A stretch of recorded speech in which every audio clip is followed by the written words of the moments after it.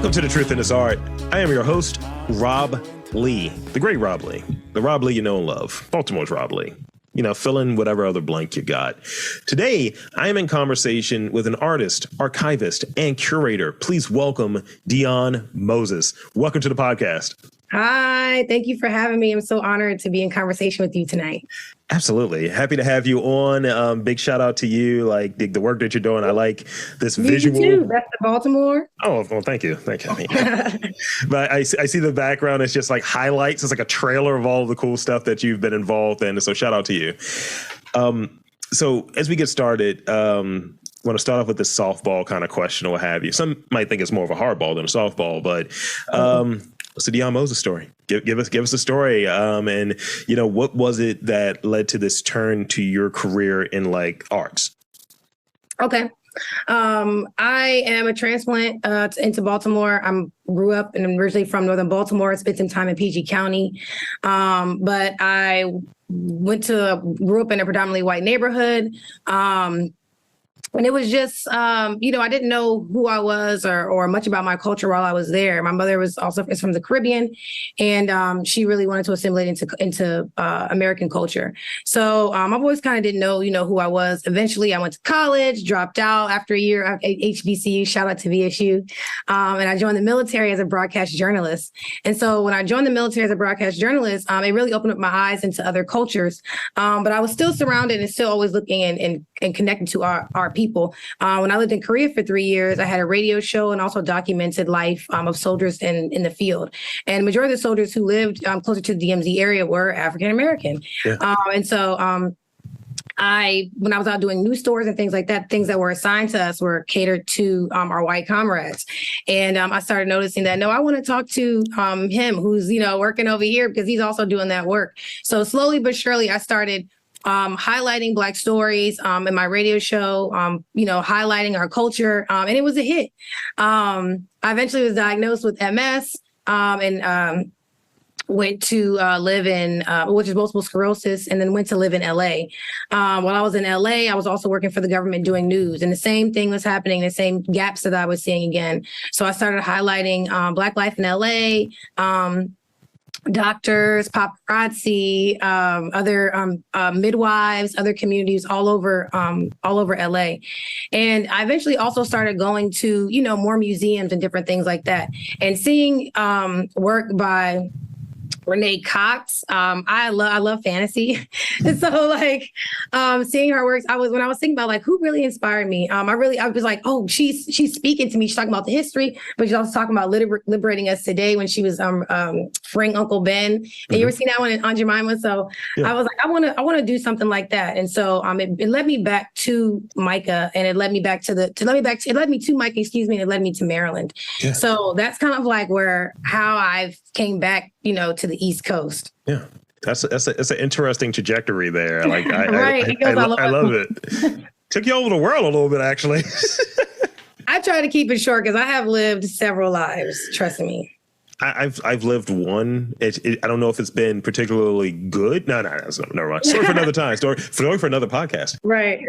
So let's see. So one of the things that came up a lot, obviously, is Blackives. Tell me about it. And tell me about Blackives and what's the mission? Yeah. So Blackives is a business that I started to assist communities and individuals with research, archival services, as well as mobilizing that research, whether it be an exhibition, it could be, it might not even be mobilizing it. It could just be compiling that information to a finding aid or summarizing what we have and what we found. And just something that I've noticed throughout archival work that's happened in Baltimore, and being a newly, I want to call myself an archivist because of the work that I do, but I'm officially applying for MLIS school at University of Maryland next year to officially get that degree. But in the archives, I've seen a lot of communities, our communities, lacking with the resources to preserve those materials. It might not be organized, but it might not be organized, or might not be, or it is organized, but there aren't any archival boxes and different things like that, or no one's there to actually properly care for and tell people what to do next. Yeah. So that's where I've kind of wanted to really focus on with Blackives LLC and assisting different communities, individuals with that. Yeah, and I've spoken to a few folks that are working with archives, and I think it seems like it's never enough. It seems like it's because it's a rich history, especially here, and right. You start looking at demographics. Like I get caught in the numbers. Like my day job is a numbers guy. It's like where's the analytics, and you have a city that's 70% Black. And then there's only maybe it's my ignorance here, but you're like the third archivist that I've spoken to or who's doing that sort of work. And I'm like, all right, where are the rest? There's so many stories. There are so many stories. Yeah. There are a lot of people. There are more archivists of color coming to the area and going through school. I've been attending a lot of archives conferences, MERIC, which is the Mid-Atlantic Region Conference, oral history conferences, and different things like that. And I'm always meeting more archivists. There are a few that live in Baltimore, but work in DC. And there are, a few over here. So yeah, the archives community is growing. People of color are coming. And so I'm really excited to see the field grow and to be a part of it. Yeah, it's just, because I think a lot of times, I don't know my own family history or what have you. So, having, that culture, it's like, oh, we may have been from North Carolina. Like, everyone was. We may have come from, everyone was. It's like, let's get to some degree of how far can I trace back? And I think other cultures kind of or it's more accessible to get that. When I see that, what is it, the 23andMe sort of commercials or what have you, I'm like, yeah, all right, people. I'm sure that's great. You know what I mean? Yeah. Some people can do it with their family trees. Others can't. Because of the work that I'm doing now and knowing so much about other people's history, it has really galvanized me over the last year and a half to look into my own history, my family history. And I've taken the 23andMe test. I've taken the ancestry tests, and they kind of yielded the same results. And I can only go back maybe to my great grandfather. It's connected me with some other family members, and they can give me some things. But yeah, you cannot trace Black people very well through ancestry at all, because of course they didn't see us as human and didn't count us in the census until after 1860. So yeah. That's going to lead to these next bullet points that fall under here. You're going to love this. So what prompted that interest? And I think you really, spoke on that a little bit. What prompted that interest in looking under the surface and raising the collective awearness around institutional racism, on the campus, Baltimore, and in the broader art world? Yeah, for sure. When I came to MICA, I was a transfer student. I was about 30 years old. I just got out the military. I've been off for maybe 2 years. And I knew that Baltimore was a predominantly Black city. Yeah. And so I also had visited the college and the campus, and I saw Black people working there. And so, I just assumed that, it was a pretty wide, diverse community. I came to class, and literally the first week, and I'm, getting oriented with the classes and students, and I'm the only Black person in my class. I think maybe in my photography class, I think there was 3 of us, but in the other classes, I was the only one. And so that made me start thinking, what is up with this place? What is the history behind it? How did this happen? And so I started going to Black Student Union meetings and asking them, and they did not know. I was asking other professors on the campus who had been there for a while. They didn't know. So, of course, go to the library. They told me they had a book. Oh, I just put it up somewhere. They have a 300-page book that they had just printed. And so I started reading the book, and I came to page 91, which talked about segregation at the Institute. But it was completely whitewashed, straight up. It was whitewashed. They mentioned our first Black student, Harry T. Pratt, and then some other Black students came, but they didn't go into further detail about who their names were, what did they go on to do, anything like that. And so I was right. Who are these people? What happened to them? That can't be the end of the story. Of course, I read the rest of the book. They mentioned a few Black artists who had taught at the Institute, but that's it. Was it. That was it.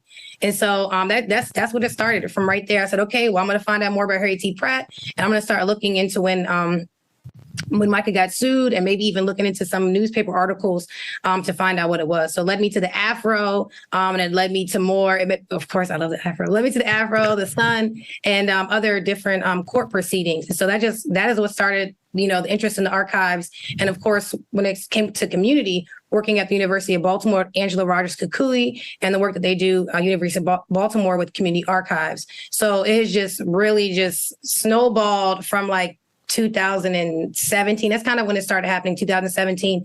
And it's been growing ever since.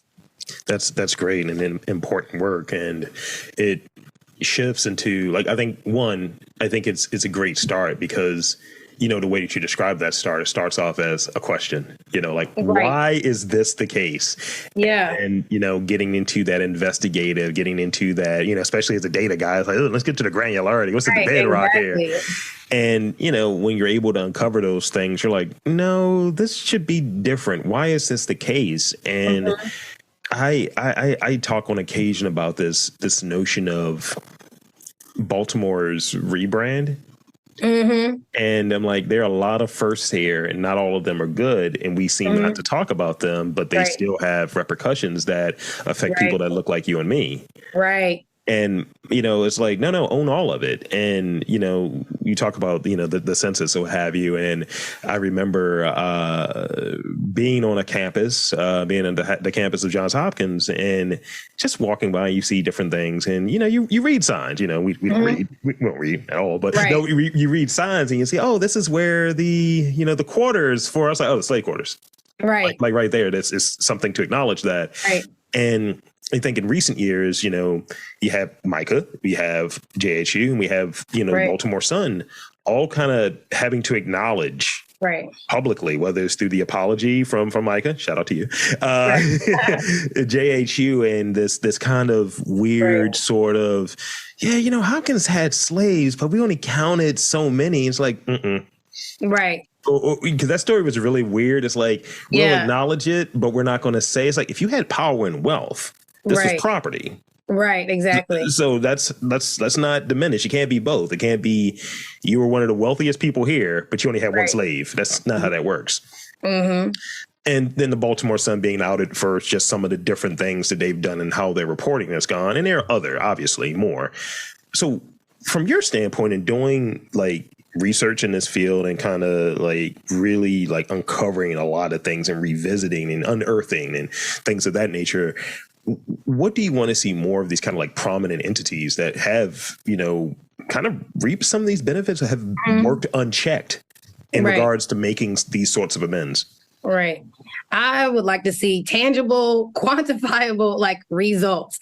The way we can look in the archives and see, like, you made this amount of money, you affected this person, you've done that. Like, let's go back and assess that, do more research into who you affected, how you affected them, and then that plus interest. I think that's a one way to definitely start, continue to reflect and do the research. Because I feel like, we've looked into Micah's racist past, they've apologized, but like, how are we moving forward from here?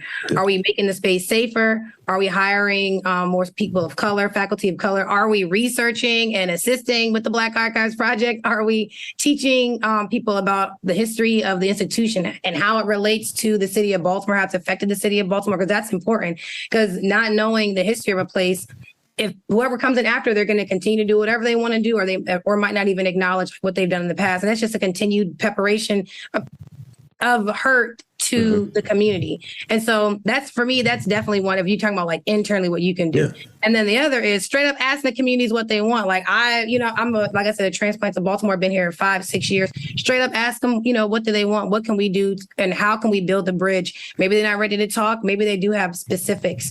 But I definitely think talking to the community and asking them specifically what they want and how can you make amends, and start from there and continue to make those amends until you made peace. But maybe it might not never happen. You're paying for the rest of your life. Okay. Because if you think about it generationally, like, how can we make up for Black people who were denied at the college in 1891, from 1894 to 1954 when schools were desegregated? Yeah. Like, that's generational. There's so many counts of people that we can't even count who maybe even thought to go, but then said, oh, I can't go, so I'm not even going to go there. We don't have their names reported because it was just a thought. So I think generationally, like it's so vast, but the schools need to continue to look within themselves, but also turn to the community for those answers. And I think that distinction on the date too makes a lot of sense. 1954, right? And my dad was born that year. So my dad was born 56. So you start looking at that math. Right. It's like, there's a grandparent that was around, and this stuff is baked in, and it's carried down, and there are opportunities that one couldn't, just look at. Like, if this opportunity was there would have been a better chance for X, Y, and Z. Doesn't mean guarantees anything, right? But these things were legally, right? Preventing things from happening, right? And as a proud HBCU alum, Morgan State University, shout out to them. I remember going to these different convocations about reparations and things of the sort. Yeah. And I used to always kind of listen to the argument. I was like, you guys are just talking. It's like, what's the substantive thing? And only up until recently, I kind of got an idea. One was a comedian's bit, which I thought was really funny. He's just like, he's like, you can't just give people a lump sum of cash. It's just more sneakers. Right. He's like, we're just going to buy more sneakers, and that's just what's happening. He's like, but maybe make us exempt from income tax for 5 years. Right. Maybe do something like that. And, I remember, post George Floyd, all the performative stuff of kente cloth and shawls and taking knees and all of that. And some people felt like, oh, we might actually get reparations. So it's like, no, because they had to acknowledge something. Right. That's a challenge. I was like, or the second stage, and this is me getting on my soapbox, the second stage would be we start to determining who's Black. Right. Or who's worthy of that. And, it's a way to do it. It's a way to determine all of these things. Just don't want to do it. It's not top of mind. So base level is, we can acknowledge it. Yeah, I had also thought about that when you posed the question earlier. And, monies or reduced tuition, that would be an idea. Free tuition, but like you said, you'd have to start defining who's Black. And that's just, it'll be uglier. Yeah. Right, exactly. And then then once again, it would stray us away from what the goal and what we're trying to do. So yeah, it's definitely a work in progress, but talk to the community, see what they want. I would love to see a lot of the colleges in Baltimore, all of them actually look like the city, the demographics in Baltimore. Yeah, absolutely. And having opportunities. Yeah, it's something that's reflective, and we get into, the definition game of what is equality versus equity, and I think a lot of people don't know how to make those distinctions because they both start with E. Right. I'm just going off of being Black militant Rob now slowly. These interchangeably, so that too. So yeah. So I want to ask this question that, and I don't know if it applies because of like really, kind of covering and going through history and kind of like doing this documentary piece and this archival piece. What do you choose to keep out, like from an art standpoint? Because I know that, and it may be omission, but it may be I'm choosing to only do this sort of piece. Like, you hear about artists that say, I'm only going to use blue. I'm only going to paint with this one color. Or the Dr. Seuss thing, I'm only going to use 20 words in this book and we'll figure it out. So it's a degree of difficulty thing. So how do you choose what to leave in or what to take out in your work? That is my hardest thing. Because as a historian and a storyteller, like I want you to know everything and all the details. And, to me, I love the details because they help you find the details. They speak to me and they tell me things. They can tell me emotions and other things that you wouldn't normally get from just like a straight up quick short fire story. So I have the trouble leaving things out. I think the way I try to work around it is working because I work in different mediums. Like sometimes I help with trying to put on exhibitions, doing programming, or maybe even working on short form platforms like TikTok, social media, things like that, or Instagram. So those are kind of the ways I try to find ways to leave to disseminate the information in a way that's best for the audience to consume it. You could do blog formats or even interviews and things like that. But that's one of my hardest things. I think when I thought about this question, it was first thing that came to mind was this veteran, Leon A. Norris, who tried to come to Micah right before 1954. And he sued Micah. I think he was the second person to sue Micah, and he lost. And later on, when I was doing more research on him, I found out that maybe shortly after that, I want to say maybe a year or two after that, he got in an argument with his wife and he stabbed her. And he had to go to jail. Oh, and when I was telling other people his story, I never found out what happened to him or what happened to her. I'm sure she lived. It said that she lived, but I never found out what happened to her or her. And when I told people about her, when I told people about the story, and it kind of just ends there, they're like, okay, leave that part out. Don't tell us about him. I'm like, but he's a human. Like I don't want to leave anything out because, I mean, I don't know what happened. Maybe he comes out and he becomes a better man and he does things differently. I don't know. I'm still trying to find out things about Deyane Norris. So it's hard to cut things out for me, for people's lives, because that's their story. Yeah. And I think that their story deserves to be told. So I just try to find better ways to tell it for the platform. But I try my best to put everything in there, and it's so hard, but I try my best to summarize it. But if anything, I try to get away with it through like different platforms. It's like the thing where when you have like filmmakers and saying, well, here's the director's cut. It's like, right. I don't know if we need the 4-hour version. Right. What's those concessions look like?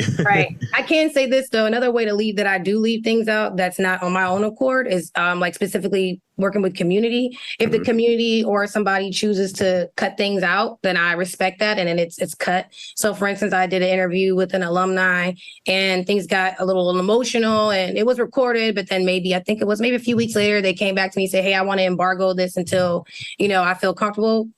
Totally understand it, So those are some times that things are cut out, but I try my best to show and talk about everything as they are, because I feel like we got to acknowledge these things so we can move on and not move on, but so we can acknowledge them and we can confront them and then make amends within the community and start the healing process. Because we can't just move on. It's not just move on. Like, we now just move on. No, we need to start healing. Yeah. And I think that's one thing that it's never easy work per se to have to confront something, to have to acknowledge it and try to move through it. That's difficult work. It's lifting weights in some ways. And I always I go back to around the time of the fallout, especially from a pop culture standpoint, around like George Floyd, and you remember just different things. So let's edit this. It's like, you let that air though. This weird minstrel episode or what have you. It's just like, you chose to have blackface in here. It's like, don't suddenly get woke. No. Sit in that. Right. Because it existed, and you can have a disclaimer. I would say that, but don't start burying. Own your failure, or own that this was a different time. And and have context in it. But at a time, y'all thought this was cool. Y'all thought this was comedy and thought this was acceptable. And, that's just kind of what that is. And you see these shifts now, and it feels a little over sanitized. And I think about it in terms of doing this podcast. If anybody wants something taken out, I'm fine with it. Absolutely. But when someone's like, yo, can I curse in here? I was like, sure. I don't care. Whatever feels authentic for you. But also, if you're choosing every other word as an F word, that's your prerogative. And someone's consuming your content, you're like, yeah, I do these great children books. It's like, right. Are you sure about that? You sure? I don't know if parents are going to buy that, just. Right. And I had a guest reach out this morning, and it was a funny question. I asked them, like, what's the most important word in the English language? And they said the F word. And it was really funny. We both got a laugh out of it. He hits me this morning. He's like, yeah, I got a family-friendly brand. Can you take that out? He's like, I thought about it. And I was like, yes, because that, I'm ahead. I only posted one episode so far of the season. But it is important to kind of like, work with it while trying to maintain the integrity of what you're doing. Yeah. And authenticity. Like, this is storytelling. This is supposed to be authentic, Yeah. Yeah, I totally agree with you on that. I've been thinking a lot about that with MIBA and our return to social media and the revamp of the webpage and things like that. And like, what's the voice? How does it sound? And I went back and looked at other posts, and I spoke with other social media professionals and looked at other people who are doing this kind of work, telling stories, historical stories, especially in the way, the language that we use. And I found myself to be too sanitized, like you said. Like I I wanted to be more conversational and sound like how I sound, because I like like the way I sound. I communicate differently, and we communicate differently, and it's content for our community. So I totally agree with you. I'm trying my best this semester, going forward with language and being intentional about it as well. It's important. For sure. Definitely.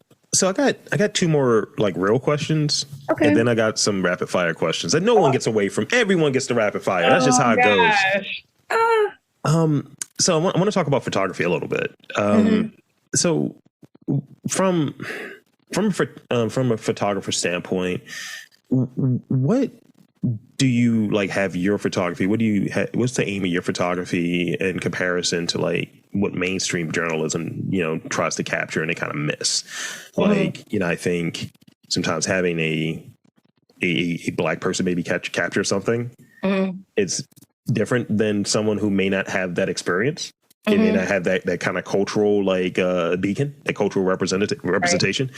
So tell me about that. So for me, in the portraits that I've been taking over the years, which COVID really screwed me over.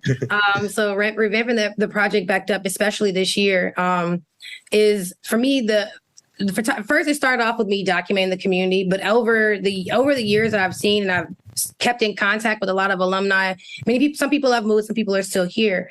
As I've been moving forward and thinking about it, I've been thinking about the archive as a family, because we are a family, we are a community. And I'm not just photographing students, I'm photographing people who attended the university, people who interact, people who are adjacent to the college. And so I'm photographing the artistic community, and I've been watching them grow, and so for me, I'm thinking about it as a photo op, but also family.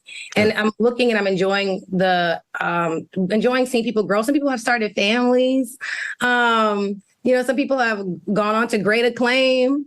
So other people are teachers. Some people are, teachers at the university, teachers here in the city of Baltimore. And so some people have changed career paths totally. So, I've been really looking at this at the community archive and the portraits, especially kind of like starting to move towards. It was always family, but I'm like now watching the family grow, expand. Still capturing the community who are incoming class and people who are new to the university or to that space, should I say? So I've been really thinking about it. You watch those movies over years, and then you see the characters grow. It's kind of like that for me. But it's family. I'm also wanting to have the role of photojournalist change just from my eye to other photographers. Last semester, I was inviting some photographers in to photograph, just like you said, to see a different eye when Black people are photographing and we're actually a part of the community. Or if you are adjacent, there are photographers I've had photograph who are adjacent to the community, like they didn't attend the college, but they're in the art community here in Baltimore. So just seeing people in our eye and documenting us or the community from our own standpoint, rather than, like you said, somebody from the outside, because I don't want it to be any type of spectacle or, That's important, especially here. You know how it works here, where, there have been so many goofy things and so many failures that have happened, and we've, I think, touched on them a little bit earlier, that, the community here is not, I'm going to believe you guys. It's nah, you got to do something that feels right, that feels earnest, and that feels like it's committed to what the community is made up of. And when people don't see that, and I've seen it in meetings that I've attended, it's you guys are carpetbaggers, or you guys are not about the community. This is, performative, or whatever the thing is, but it's never a positive. Right. They're getting something out of it. Trying to get something out of it, for sure. Do the right thing.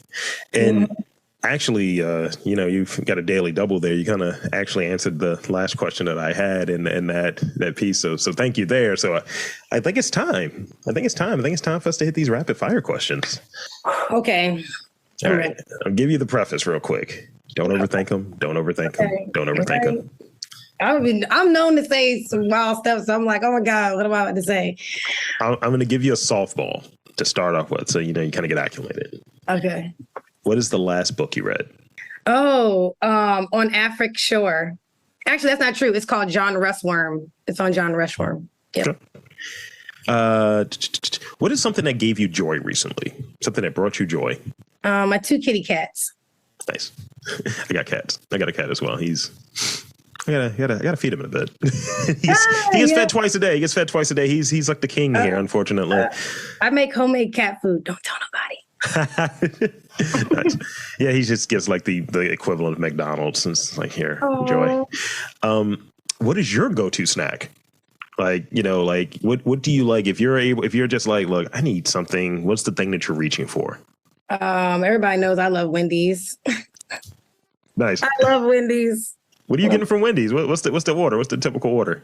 I like the breakfast. The number one, no bacon, that honey chicken biscuit on the croissant. Oh, that sounds southern. Put the jelly on there. Lap. I mean, I just like in terms of like a snack, I love cashews. I get loose on some cashews.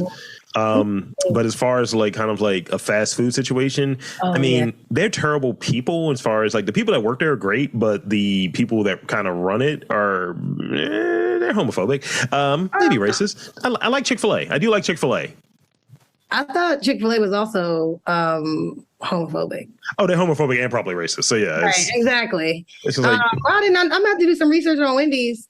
But yeah, I guess if you do, you're right. If I was gonna say a snack, I do like strawberries. I keep strawberries and raspberries on deck. Yeah, berries are good. They got the good color there too. Right. Yeah. Go getting smoothies. Yeah. Mm-hmm. I mean, the other fake snack when I was really heavy on like the weightlifting was definitely, I'm gonna have a protein shake. Where's the bananas? Let me get some creatine. It's like, all right, less. So let's see. Favorite place in Baltimore? Like, where do you like to like max, relax, restaurant, park? What is a place that like, this is definitely a Deyane place. Tell me. Oh, my favorite place to relax, probably my backyard. My little slab of concrete back there. Nice. I think that's my spot right there. It's quiet. It's like by the alley, and it's always shaded. Like where I live is very, very quiet. Surprisingly, it's in the middle of the city, but it's very quiet back there. I'm a Station North kind of guy. Like I feel like I get a lot of maybe creative ghosts that are floating around, but I get inspiration there. And it's kind of like I find myself finding places to kind of hang out because I'm still trying to get the creative holy ghost, if you will. It's like, hey, let me go in and get a drink. I'm just so relaxed. Let me pull out my notepad. I got an idea. I'll go over there and see Kevin. He'll help you out. Lots of energy. Love Kevin. Yes. This is the last one I got. Okay. Outside of your art, and outside of your work with the archives, what are your interests and what are your interests? How do you like spending your leftover time? None of us have enough time, but in those few moments, that are available, what do you like to spend your time doing? I like spending, my favorite thing to do is spending time with my brother and my nephew. We hang out all the time. We go fishing together. We drive around. We go to Luray Caverns. I just love spending time with my brother and my nephew. My nephew reminds me of my brother's older than me, but my nephew reminds me of my brother when we were young. He teases me. He treats me like my brother all the time. So I just love hanging out with my nephew. And if I'm not with them, I do also like to rollerblade. You might see me on like Maryland Ave, like rollerblading down the bike path. So yeah, I love to rollerblade. Try not to get caught over there with like Joe Square to say, it's like, come on, move. Oh yeah. That's my turn. Yeah, I usually go that way or maybe a little bit farther and then I come back down. Yeah. I was I think I was there like I was at Joe Square like last week and I was like, I just want a burger and some fries. That'd be great. Thanks. Yeah, I've been there and at least I haven't been there like maybe like 2 months, but yeah, I like Joe Square. Yeah. So that's pretty much it. So I want to thank you for coming on to this podcast and thank you for having me. Absolutely. And I want to invite you to tell the fine folks, anything you feel like we've missed and tell them where to check you out and your work. I would say the one thing that I would like to say about MIBA and what I'm trying to do with like especially the future is also is thinking about the idea of Maryland Institute Black Archives expanding outside of MICA. There are a lot of artists and events and things like that MICA is just like a blip in the story. Yeah. These people went on to do great things and some not so great things, but also they can tie back into the institution. So a lot of times people say this is only about MICA. I'm like, no, MICA was just one situation or maybe they got in, maybe they didn't get in, maybe they worked here, but they have affected the lives of the art world. They've affected life in Baltimore. They've affected life in Africa. I just want to expand the idea that The archive is not only for and about Micah, but it's also for the city and for the community here in Baltimore and outside, but definitely here in the city of Baltimore. And they can find me relaunching the website beginning of September, coming back to social media with new research, new facts, new partnerships, lots of programming, and definitely if you see me out on the street with a camera, come and get your picture taken so we can add you to the archive. And also some oral histories coming up in the future too. So yes, keep your eye out and your ears to the streets for us because we out here. More great things coming soon, folks. So there you have it. I want to again thank Deyane Moses for coming on to the podcast. And I'm Rob Lee, saying that there is art, community, and archives in and around Baltimore. You just got to look for them.